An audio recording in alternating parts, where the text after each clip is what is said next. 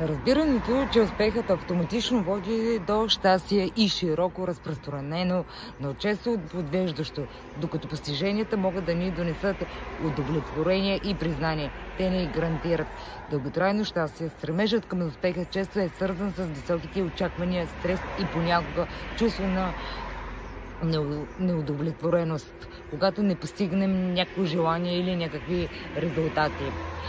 Щастието от друга страна е по-дълбоко и устойчиво състояние на ума, което се основава на вътрешен мир, добри взаимоотношения и умения да се наслаждаваме на малките неща в живота.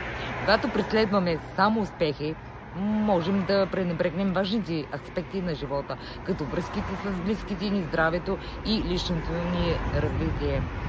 Полезен съвет в тази връзка е да дефинираме какво значи за нас щастие и да се стремим към баланс между постиженията и вътрешността ни, удовлетворението.